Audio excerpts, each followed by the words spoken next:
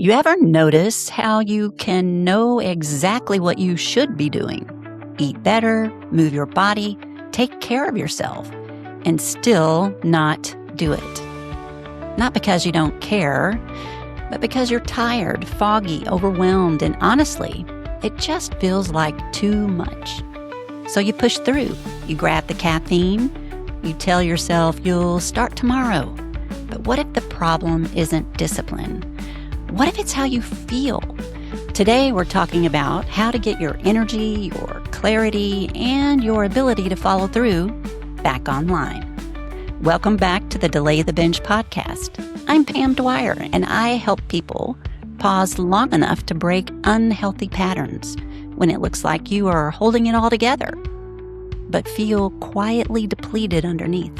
And today's conversation is going to connect so many dots.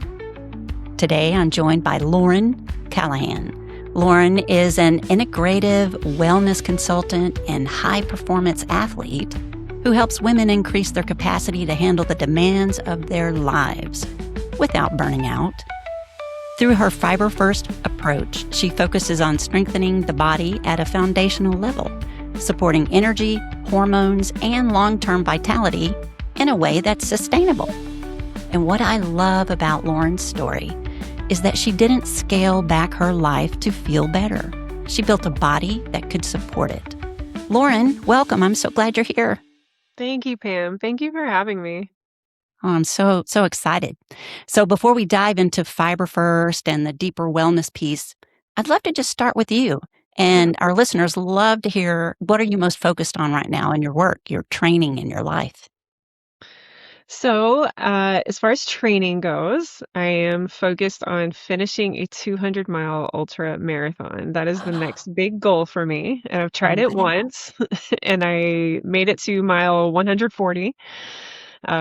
So that is the goal, is to finish that.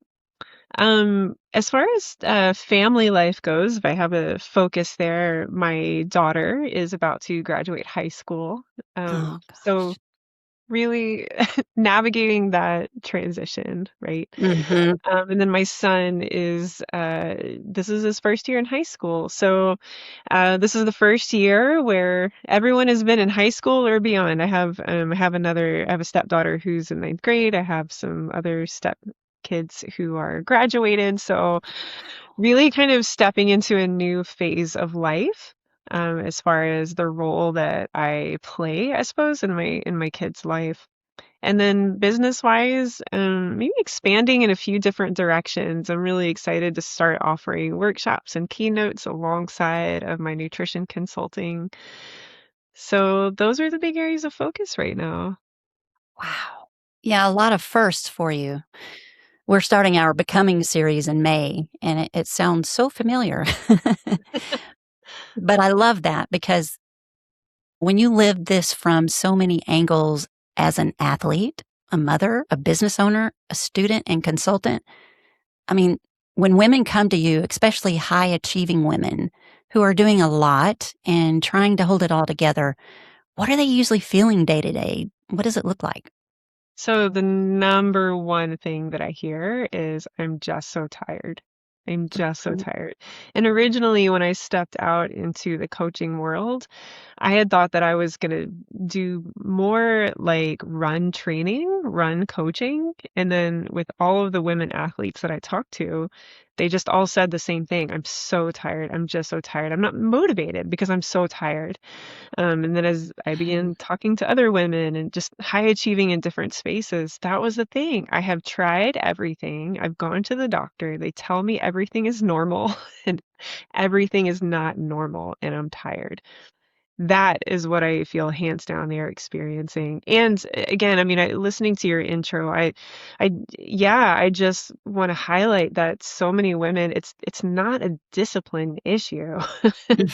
They have just been, they're trying all the things. They really are. But unfortunately, they are running into a lot of what I would say is very harmful misinformation that is leading them down a path that is making it worse. And I know because I was on it. Yeah. And every one of my clients has been on this path because it's quote unquote common wisdom and common knowledge, and we're being told the same messages by our doctors and social media influencers that are very well respected. And I'm here to say a lot of it is wrong. I have a few soapboxes there because as women, it's not helping us. And women end up thinking that they have this discipline issue when that is not it. Oh man, that's so interesting because what you're describing, that feeling of, being off or tired or pushing through and the low energy, we talk about that here as quiet depletion. And it's not burnout all at once. It's that slow drain that happens. And I've been through the same journey with doctor after doctor telling me nothing's wrong. Your labs look great. And I just kept telling them I'm so exhausted. Why then am I so tired? Well, perhaps you should seek some mental help. That's what Oh my God. Yes. Oh, and here's the number. I wonder if the second thing you heard after that was you need to eat more protein. No. No, okay. They just wanted to get rid of me because they didn't know what the heck was wrong with me. Right. It's usually it's one of those two. Get mental health help. Eat more protein. Yeah, and they think we need to eat that protein like men do. Exactly. I just recently learned that, we must eat that like after the first 30 minutes of waking up. Is that true? Is that what you know? That's helpful. Yeah, it is helpful to have protein. It helps to set your metabolism for the rest of the day. However, what I would say, and I don't disagree with the fact that we need protein. Yeah. What I strongly disagree with is, first of all, women are taught to obsess over protein over and above other very important nutrients, such as fiber, which is my big thing with fiber first, one of them. But the fact is, 97% of Americans in general get enough protein. 97% of Americans don't even get half of the amount of fiber that they need. And it's strongly affecting their gut health, hormones, energy, all the things.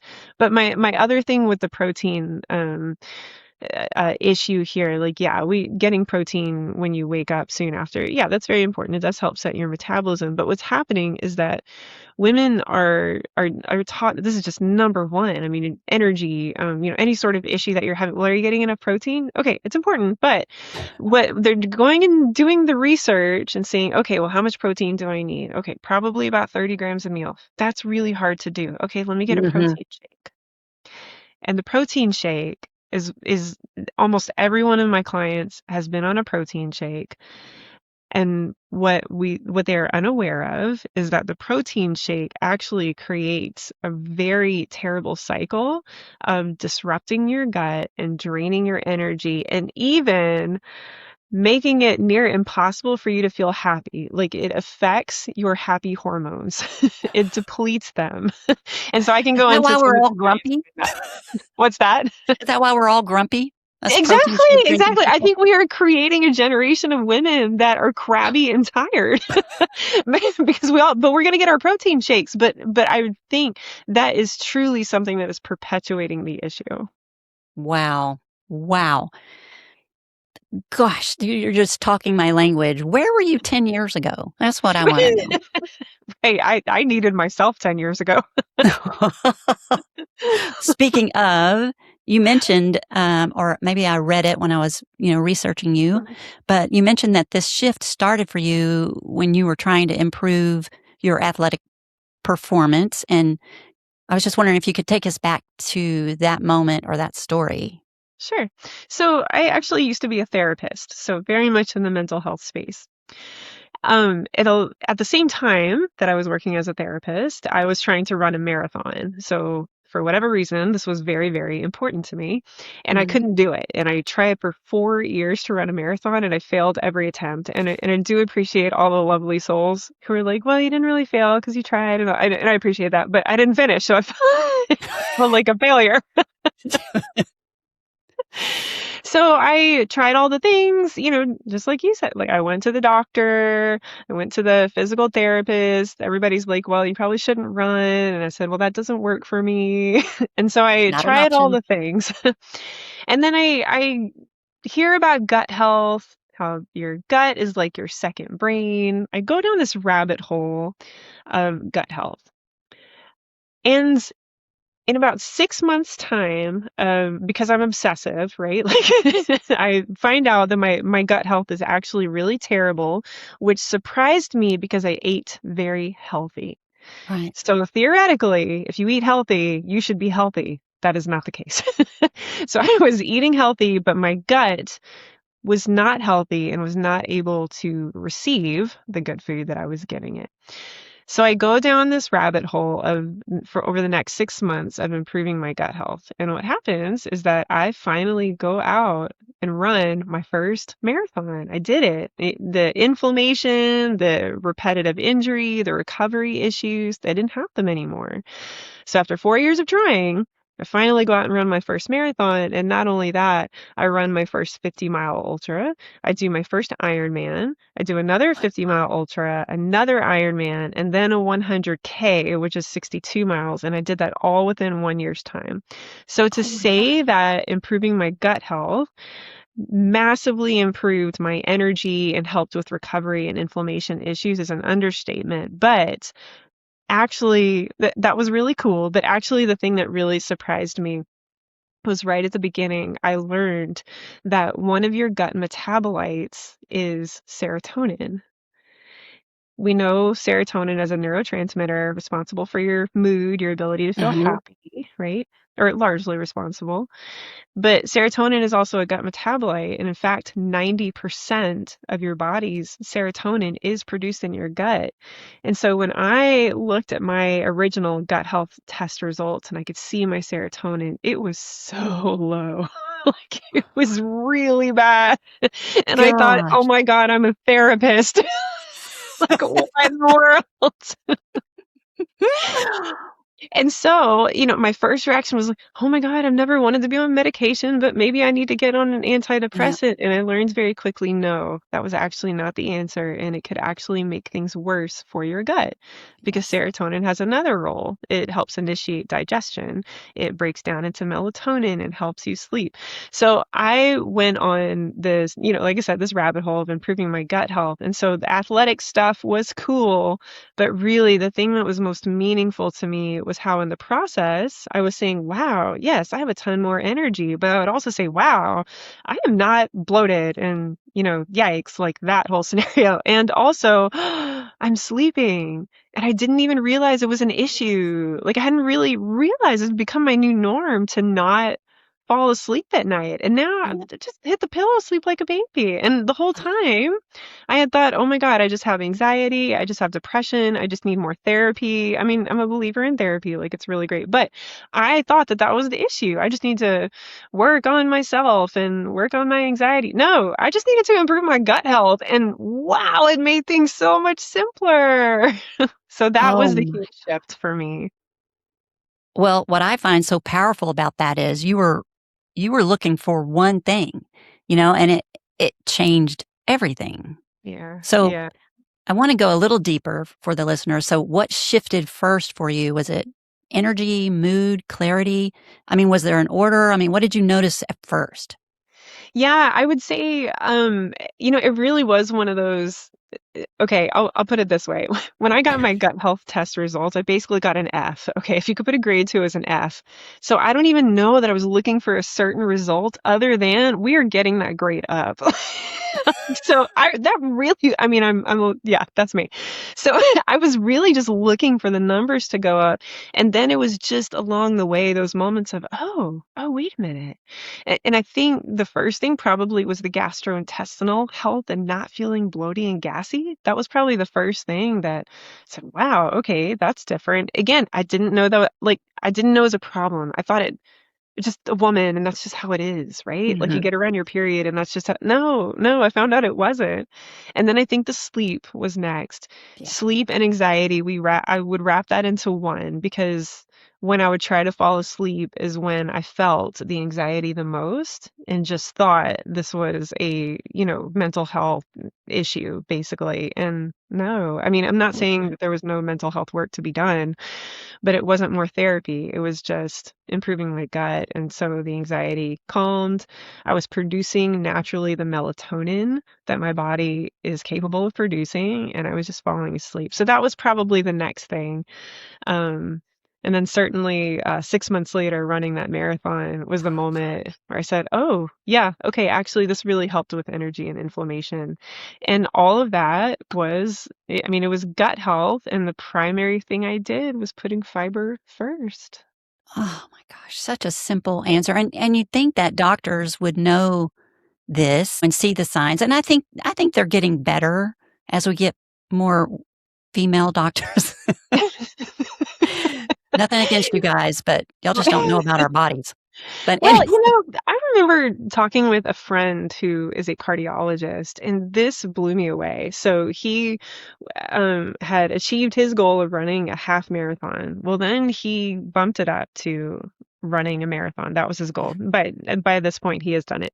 But when I was talking with him, he said, Lauren, training for a marathon is so different. And I said, yeah, it is. And he said, I mean, recovery, making sure you have enough sleep, it's all different. And I said, yes, definitely. And he said, and the nutrition is different. I said, yeah, it's very different. And he said, Lauren, I am a cardiologist and I don't know anything about nutrition. God, It blew me away. He said, we didn't learn about it in school. So he had to, when it became important to him, when he realized the importance of it, he yes. began to study it on his own, but it was not something he had to learn in school.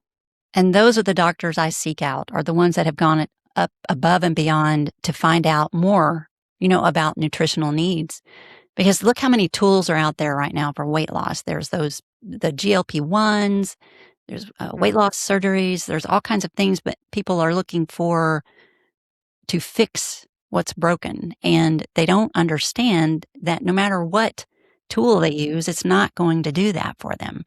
That's where I want to pause here for a second, because I think this is where people get stuck. We know what we should do, as I mentioned before, and we know we should eat better, move our bodies, take care of ourselves, and we still don't do it.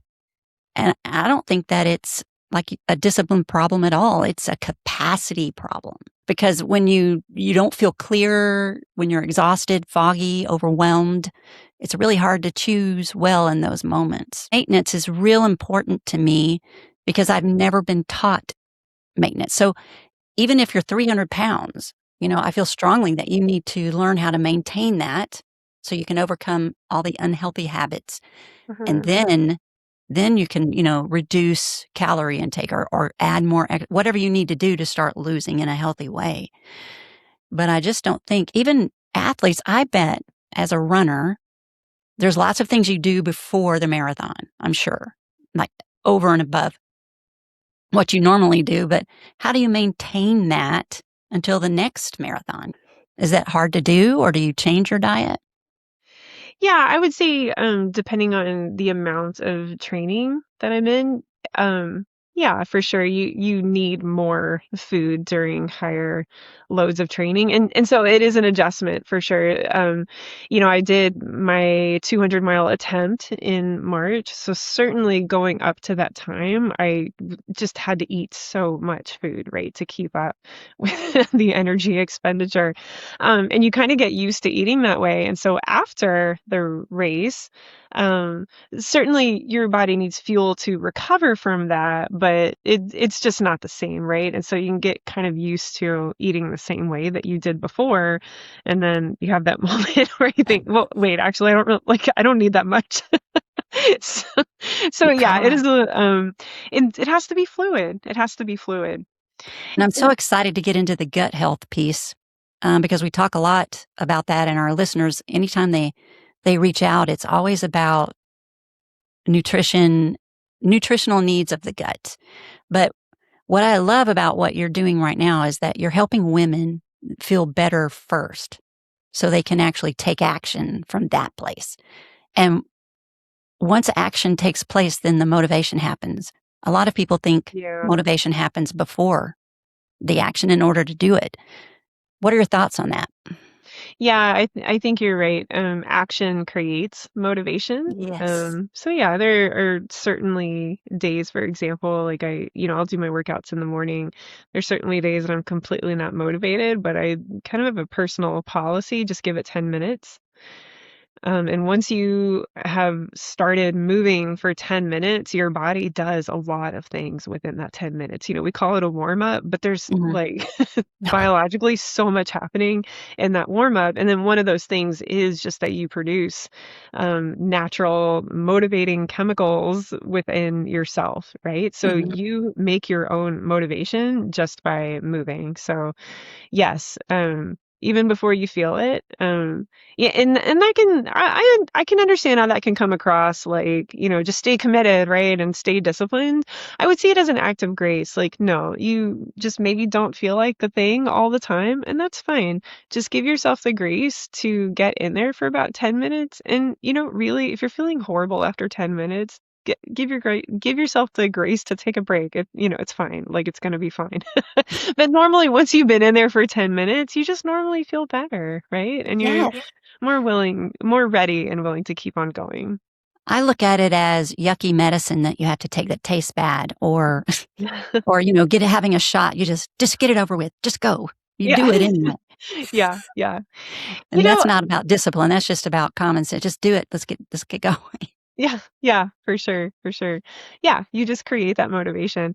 Uh-huh. And one thing that came across to me when you were talking just now about the weight loss, one thing I really like to highlight about Fiber First is that you don't have to think about restricting calories when you are primarily eating fiber, because fiber comes from plants and your body just digests it a lot easier. And also, I would call these foods self-limiting foods. So, for example, if you eat a bag of Doritos, there's no self-limiting. Like, your body will never tell you to stop, right? But if Right. you have an avocado or an apple and some almonds, there is a point where your body will tell you to stop. Like, you'll know that you're full and you'll feel satisfied, and you actually will not crave foods afterward like you would with the Doritos.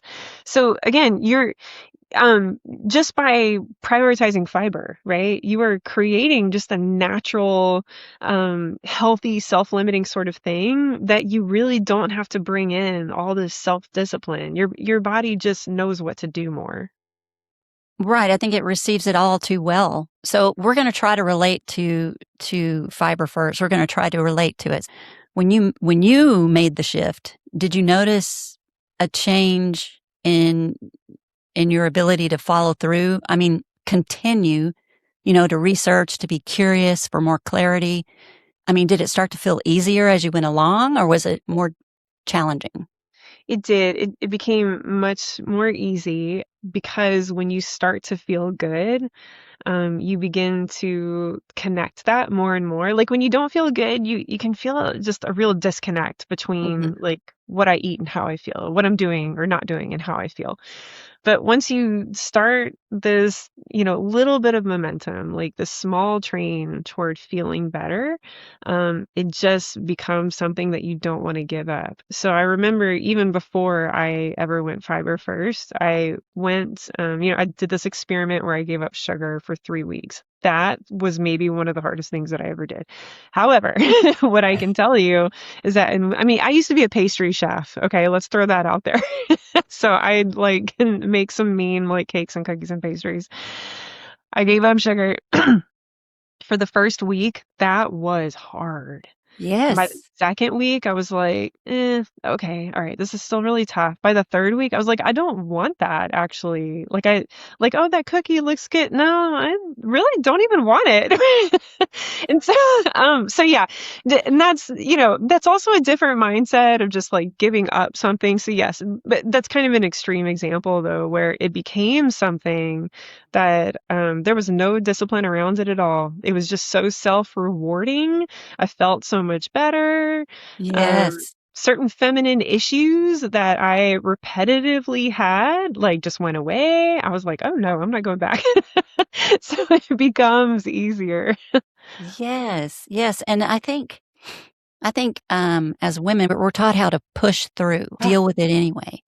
And that's where the quiet depletion starts happening because you are doing all the things you need to do and you look fine on the outside. Or maybe even your doctors are saying your labs look great, Hmm. but you're just quietly depleted, you're exhausted. And that's when we start turning to things, to behaviors that are unhealthy.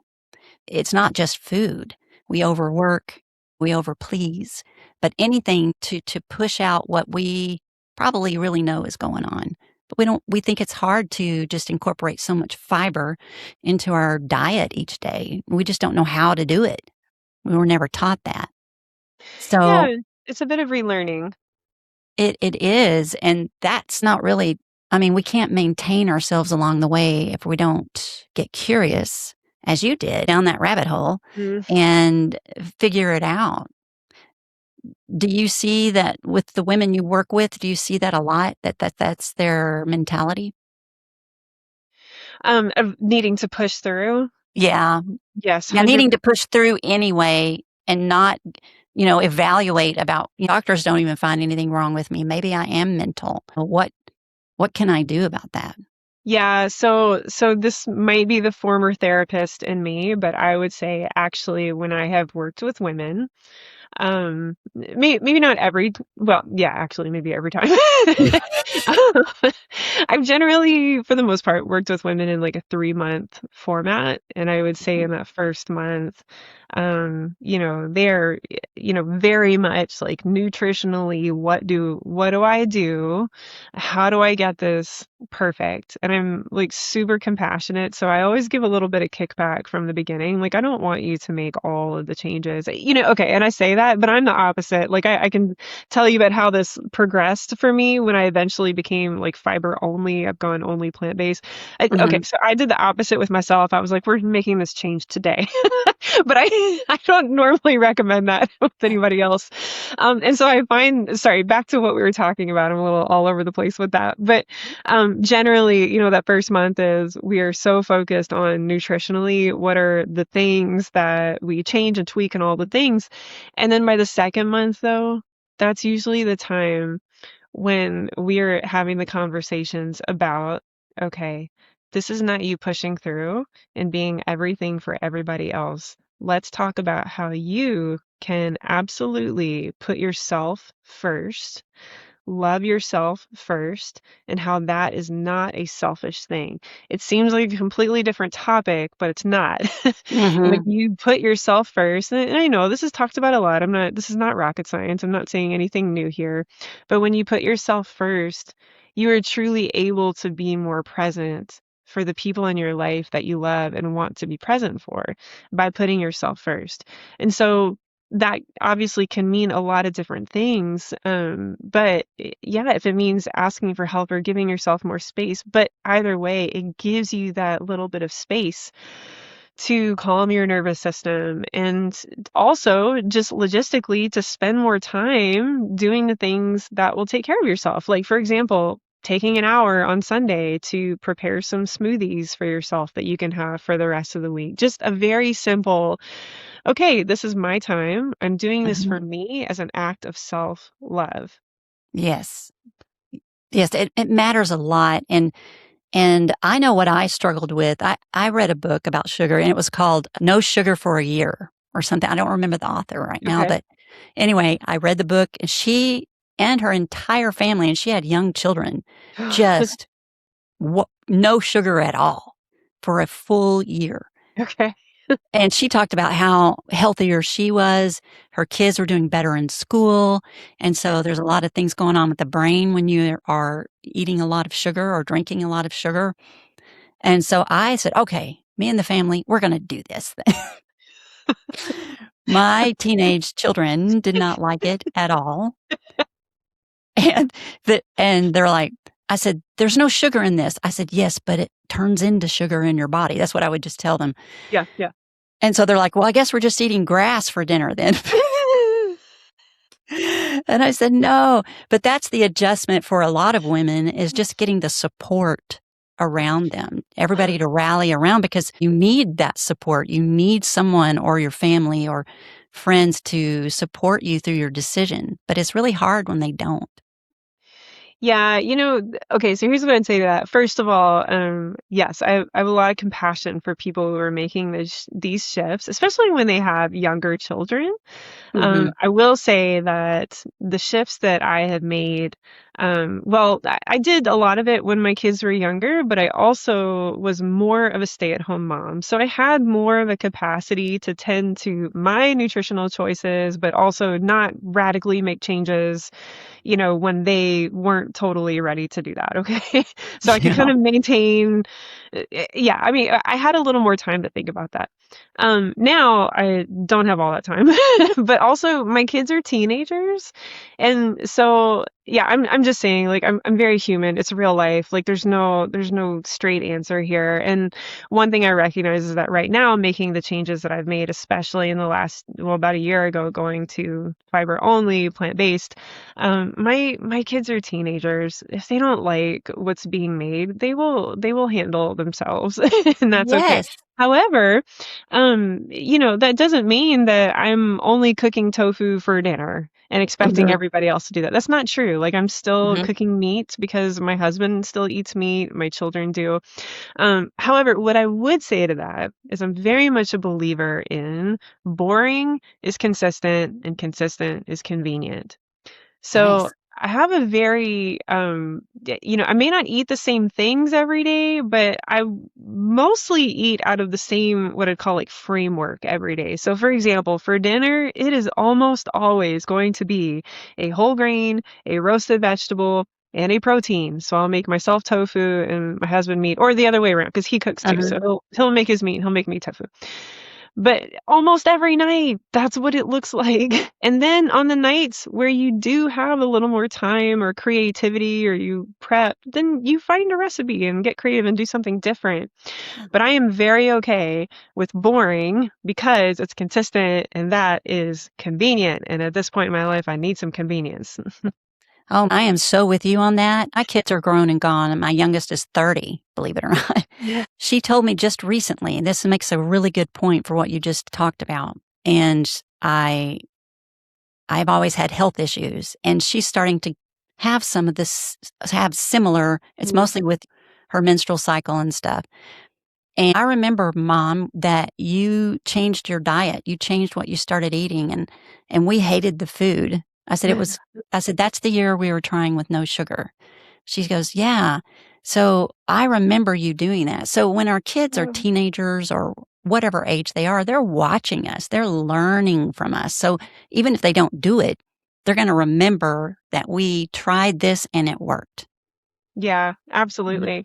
Yeah, and I would say, it's interesting how you know we do so much healthy stuff in our home, but they just still Mhm. have these outside influences, right? So even if I truly did like 100% control, what they ate in our home, which I don't. I mean, I don't go out and buy junk food, but I mean, you just, if you got a Yeah. family, you know how it is, right? They You know, do what they but got to do. yeah, but they just, they have outside influences, right? There are Yeah. people everywhere pushing chips and candy on them, and so like you said, we can set the example. This is how it is in our home, and they'll take that with Mhm. them. They will. And yeah, they'll make their own choices and that's how it should be. But Yeah. they'll take your legacy with them, your influence. And maybe even learn their own mistakes. I remember my son telling me when he was getting ready to go off to college, and I said, blah, blah, blah, blah, blah. And he's like, Mom, quit telling me what to do. I said, well, son, I just don't want you to make the same mistakes I made. And he's like, well, Mom, they're my mistakes to make. Oof. Mic drop. Yeah. I just stood there looking at him. I didn't know Oh, what to say. oh. But Like, okay, you're right. yeah, so maybe with food too, but we can only hope that they observed what we had to do. And that brings up the other thing is I had a guest once and I was talking about the pause, and she just made such a valid point. She goes, Pam, my program, I want to take a proactive approach so they don't hit the wall. I don't want them to hit the wall. I don't want them to have to pause before, engaging in some unhealthy habit. She goes, before it becomes a bad habit, why don't we educate ourselves and teach ourselves how to avoid hitting the wall, Yeah. preventative. And that's what I see, a lot of in what you do. You're helping them stay supported before they get to that point. Yeah, you saying that actually makes me think of my very first nutrition consulting client that I ever had. I was just trying it out with her, and sorry, I do have a cat who wants to be seen right now. So Oh, um, yeah, but my very first client, that's one of the things she told me is that she said, I hit a wall every day at 3 o'clock. I mean, it's miserable. And it's not just her, like it was me. I mean, how many women out there say I don't ever hit a wall at 3 in the afternoon or whatever it is, right? yeah. And what I did with her, she also had a goal of losing that last 10 to 15 pounds. And again, I find that's very common too. That's often not like the reason that people come to work with me, but it's the and also, right? Like That's where I'm I'm at. yeah, okay, yeah. Like I've got this thing, the doctor says I'm fine, energy, like all things, and also I'd like to lose that last 10 to 15 pounds, right? Yeah. Yeah, so with her, one of the things I tested her gut health, and one of the things that we saw was she just was not getting enough nutrients in general, right? And I Hmm. talked through her about what she was eating, and I was like, you need to eat more food. And she said, Lauren, but I'm trying to lose weight. I was like, well, okay, but and I'm also, if I had known if I had known then what I know now, like I wouldn't have been concerned at all about that. Like this is not going to be an issue. But then I was like, oh, I don't know. Is this going to work? You know? But I Hmm. said, okay, I understand your goal, but also you're not getting the nutrients that your gut needs and it's affecting your health and energy and all the things. She said, okay, well, I do want my energy back and I want to be healthier. So we talked about little ways to add more food. And I kid you not, she's eating more food. 2 weeks later, she goes, Lauren, I can't believe it. I've lost a couple pounds and I'm eating more food. Yes. And I've Yes. seen that over and over again. I had another lady too. She actually similar goals. She did not lose weight. She actually put on a few pounds and it freaked her out, right? I said, Hmm. first of all, you need to put away the scale. And that freaked her out too. But then I said, how do you feel? She said, I feel so good. And I said, how do your clothes fit? She said, oh, wait, actually they fit better. So Hmm. the scale is telling her that she's gaining a couple pounds, but actually her pants fit better, her whole body, like she feels better in her body, and she knows that the body composition is actually changing the way that she wants it to go. Throw out those scales. Moral of that story, not really. And not weighing. I love that. I listened to this podcast and she is very similar to you, but most of her clients, and she broadcasts it as a live episode, but when she gets a new client to coach to lose weight, and she always adds calories to their daily intake. Like she has them monitor it. She goes, okay, you get 1,800 calories a day. I want you to go up to 2,100. And they just freak out. They're like, Yeah. no, but they're at a standstill. So she said the only way we can do is see, how many calories it takes for you to actually put on weight. Then we can go in Mm, and modify it. So yeah, women panic with weight, and there should be a 5 pound difference. I give myself a 5 pound window because I know at certain times of the month I'm going to weigh more. yeah, exactly, exactly.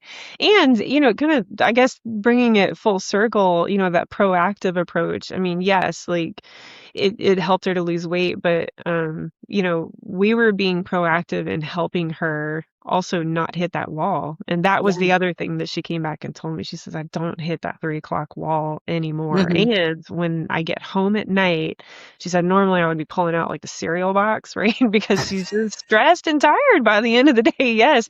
She said, I don't do that anymore. So we were just proactively, by fueling her, focusing on the gut health, fiber first, proactively helping her to not get to that place where she's got to make these awful decisions and bring in the self discipline and hit that Hmm. wall. And she never got there. See, that's where I see so much alignment with what we talk about here, because the pause isn't just something you use when things go wrong. It's how you stay connected Mm. to yourself. Oh, I And love that. it's how you catch things earlier. So do you think that's part of it too? Like that when someone feels better physically, they're more aware, more present, and can actually notice what's going on to be proactive? Absolutely. Yeah, absolutely. And I'm kind of thinking, I was just talking with a friend about, um, how I start my day, right? So I start my day. The very first thing that I do when I get up is I drink a peptide drink and I stretch. So I do not start my day out without stretching. I just feel so much better. It's like immediate mental clarity, immediate like emotional calm and energy at the same time. I'll do my workout, I'll run or go lift, and then before I start any of my work, I make sure to take a pause for meditation. And whereas before, if I got too busy, I would have to, throw that pause out of the window, that proactive pause. I would have to, no, I'm just too busy today. I started saying, this is really important. I really need to do this. And the more I did it, I realized I can't do my day without it. Like I think Yeah. so much more clearly. I'm a better human being. Okay. Let's just put Yeah. it that way.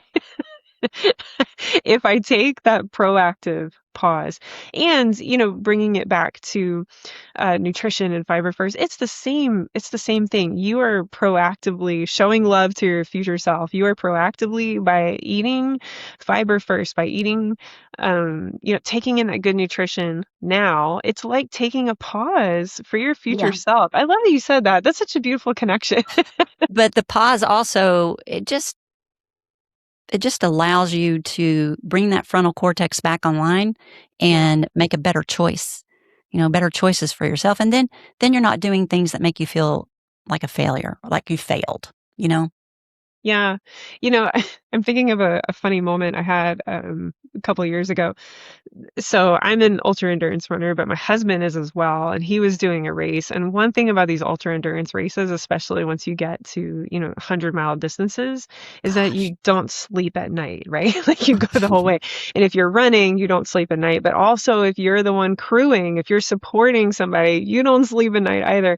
And so I was crewing my husband, and I remember taking a trip back to the hotel room and picking up a jar of peanut butter. And this is like my all natural, no, Yeah. just peanuts and oil, peanuts and salt, that sort of thing. But on the lid, there was a recipe for some kind of like peanut butter, butterscotch cookie, chow, whatever. And I was so tired from not Mhm. sleeping because of this race that, this was at the point of like, I don't, especially then I think recently off of that like total no sugar thing for a little bit. Like I didn't even want it, right? But I Yeah. looked at that recipe and I was like, oh my God, I that really want sounds so this. good. And I paused and I said, wow, I'm really tired because I wouldn't otherwise normally look at this recipe and want it that much, but I am so tired and that's why I'm looking at this recipe and wanting it. And that was kind Mhm. of a mind-blowing moment. I'm always telling people, yeah, when you're tired, you crave sugar. When you're tired, you crave sugar. And then I experienced it. I'm tired. I'm really craving this sugar. Well, and it's the lower brain, right? The lower Yes. brain chatter is trying to protect you. That's its job, but it's short term and it's usually not a healthy option. It's just saying you're exhausted, your body's depleted, you need this sugar that's going to give you enough energy so that you can get through the next thing. But if you pause, you'll bring that frontal cortex, the CEO, back online and start talking sense into you. I'm just tired. Normally, I wouldn't pick Yeah. this. And that's such a good point because it's an emergency situation. When you're saying like Uh-huh. it's the lower brain, right? Like it's an emergency situation in a sense because it's like, oh my God, you're tired. Let's like get you some energy because you need Yeah. it. And that is what I feel like is missing around women's nutrition. We're generally pushed toward, higher protein and these protein shakes. And again, protein is good. Like, we need our protein, but you need your protein from fiber first sources. Okay. So things like nuts and seeds, and then beans and legumes, and also, soy and tofu, not a ton of fiber in there, but those are just very, they're plant-based sources of protein. They're so good for you. So we need our protein, but we're being pushed toward this high protein, low carb. So we're not giving our body its preferred fuel source, and you are putting your body in an emergency situation. And so you just described, Pam, what your body does in an emergency situation. It's like, grab Yeah. that sugar, or, do whatever, right? Like, that is not Yes. good for you. So, women are getting pushed into this emergency situation. And so, yes, you're feeling tired. Yes, you're feeling depleted. Um, and you're being taught that this is how you should do it, and it's not. It's hurting you in the long run. And quite frankly, we've all been brainwashed. We know to have 3 things on our plate: a meat, a vegetable, and a carb. Yeah. And I don't know about your generation, but mine, that's what we were taught. That's how you fill a plate. And I don't know, if you don't eat meat, it sounds like there are a lot of alternatives. Yes? Yeah, absolutely. You can absolutely get all of your protein strictly from plants. Again, those beans, legumes, even whole grains. Whole grains have protein in them as well. Nuts and seeds. Think like chia seeds, pumpkin seeds, walnuts, almonds, those kinds of things. Also, I'm huge into tofu and soy milk. Those are complete proteins. I don't think anybody needs to get caught up on the whole complete protein thing. Mhm. Because you'll as long as you have varied sources throughout the days, you'll get all the amino acids that you need. But yeah, and when you are doing fiber first, and especially fiber only, right, where you're only getting your protein from plant-based sources, you actually can eat more, like a lot more. And so, Which is good because I like to eat more. yeah, exactly. Here we are, but full circle back to like not restricting, and how it's I not know. about discipline. This was actually the biggest shift for me. Excuse me. In working with clients, I've always been the person: stop restricting, don't do anything restrictive, like, just eat the Mhm. food, eat more food. And so when I would hear about plant-based diets, I would, just say, I would write it off. No, that's too restrictive. But then I came to a place, even after I had improved my gut health and really done this fiber first, I had upped my training so much. Some might call that overtraining, but I wouldn't. A lot of training. And also, I'm getting into my 40s. So we know Yeah. there are some changes happening. And then all of a sudden, the inflammation and cortisol was out of control in my body. It was the worst. It was of the top worst 3 that I'd ever seen with my clients. Like, I Wow. was number 3. Okay. It was so Good. bad. And so I'm rethinking my life. I'm like, oh my God, I'm helping people with their gut health, and mine is horrible. Exactly. And that was me. And so I decided I have to make a change. I'm just gonna try this thing. I'd come across a plant-based ultra endurance athlete, and it was working for him really well. I was like, okay, I'm gonna give it a try. I don't care if I have to eat nothing but cucumbers for the rest of my life. If you tell me I'm gonna feel better, I'm gonna do it. And so I Mhm. decided to give it 3 weeks.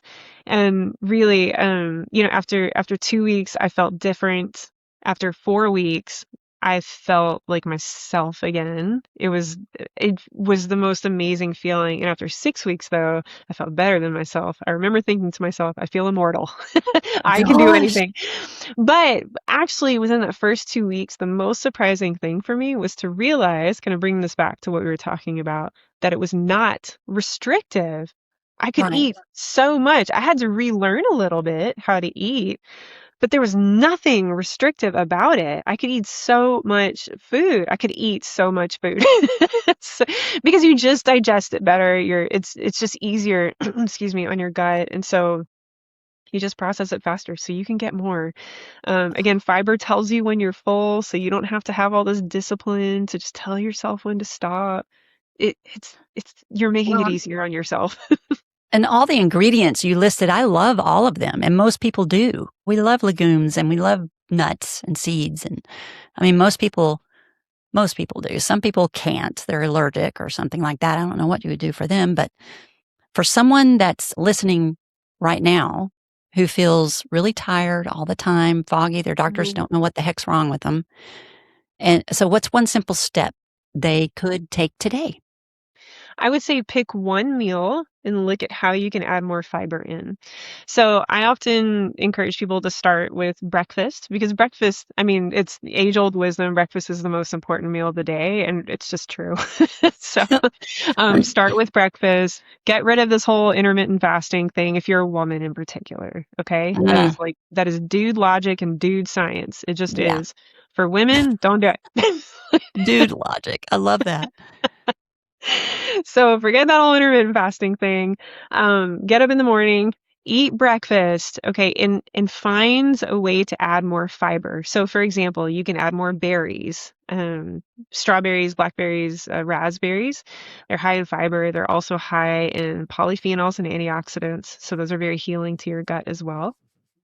Um, or you might consider adding whole grains. So I'm a big overnight oat fan. For the Mm, people who have issues with oat texture, before yeah. you write it off, you need to try overnight steel cut oats. They never get mushy. It's almost like eating, it's like not quite crunchy anymore, but almost. So if you're like oh, I hate mushy oatmeal person, try steel cut oats overnight and put some nuts in there, like put some almonds or walnuts or pecans. Oh my Um, gosh. as long as you don't have an allergy, put soy milk in it. And the reason I say soy, because of plant-based milks, most of them do not have protein, but soy milk pretty much has an equivalent amount of protein to like cup for regular milk. Um, so they're right there, maybe some overnight oats with nuts and seeds and soy milk, and or add berries to your breakfast. That is a fantastic place to start. And that's one meal that you can focus on this week, adding more fiber. Wow. This is powerful. This message of yours is powerful. It's Good. going to help a lot of people. And so I Good. just I thank hope you. so. Well, I say I hope so. I know that it will. I know that Mhm. those who are taking it in and implementing it, I Yeah. know that, I mean, I'm 100% confident it will help them in the same way that it helped me. Well, and you're seeing results over and over again. So let's tell everyone how to find you because I know there are women listening right now thinking, I need more of this. So where's the best place for them to connect with you and follow your work? Great. So on social media, on Instagram, I am Lauren B. Callahan. That's B is in Brianna. That's my middle name. So Lauren B. Callahan. On Facebook, it's just Lauren Callahan. And my website is laurenbcallahan.com. So nice and easy to remember there. And if you check out my website, the biggest things that you're going to see are that you can do nutrition consulting with me. And also, I give keynotes and workshops. So if you're in maybe a corporate environment, I can come to your place and offer a keynote or a workshop there. Oh my goodness. And I'll be sure and put all of that in the show notes, everybody. So Yeah, thank don't you. worry if you didn't jot it down. What I love about this conversation is this isn't about doing more. It's about supporting yourself in a way that actually gives you more. Because at the end of the day, it's not that you don't know what to do. It's that you don't feel well enough to do it. You're exhausted. And when you start to feel better, you choose better. Not because you forced it, but because it finally feels possible. Yeah, and I love that you just said that it's not about doing more.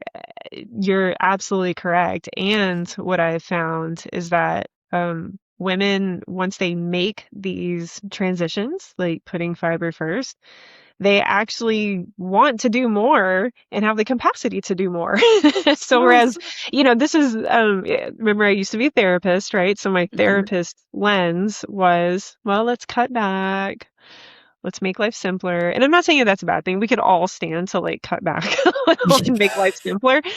But then I became the person who was like, well, actually, I want to do this thing and I want to do that thing and I'm still a mom and like I want to do. And Yeah. so once I made these changes, though, I found that I was no longer having that conversation with myself for the most part, about what I need to cut back and cut down. I was actually able to do more. And again, my little disclaimer there is, yes, I do regularly kind of audit my life and say, okay, is that necessary? Probably not. I could do without that. That's more of like a clearing out.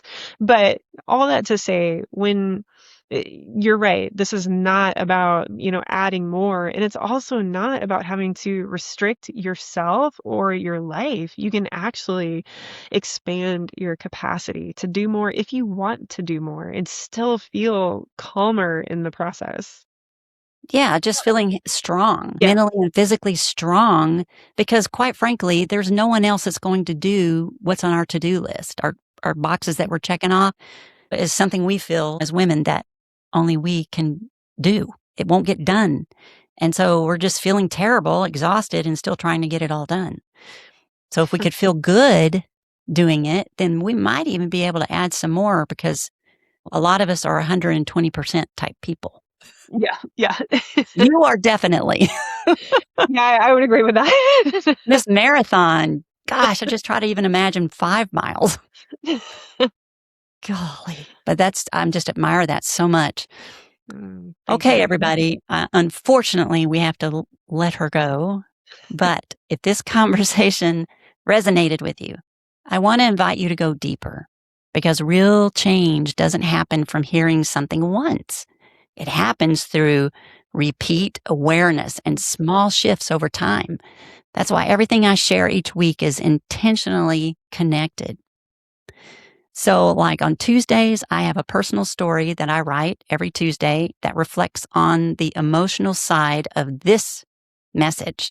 And then on Wednesdays, Inside the Pause, it gives you early access to these episodes and deeper reflections. And then finally, Thursday, Behind the Mic. This is where we highlight conversations like this and feature the incredible guests who share their work here. Each one builds on the other, because that's how new habits are formed, through repetition, reinforcement, and returning to the message again and again. And the more you practice the pause, the more you create momentum for becoming the best version of yourself. If you want to be part of that, you can sign up at newsletter.delaythebinge.com. And you can always explore more from our guests and conversations at tpkkconcepts.com. You'll find everything in the show notes, y'all. Thank you so much, Lauren. Thank you, Pam. I know our listeners learned a lot today, and I did too. So, awesome. I'm glad. Everybody, forward this to someone you know that could use this message in their life, which is probably all of us.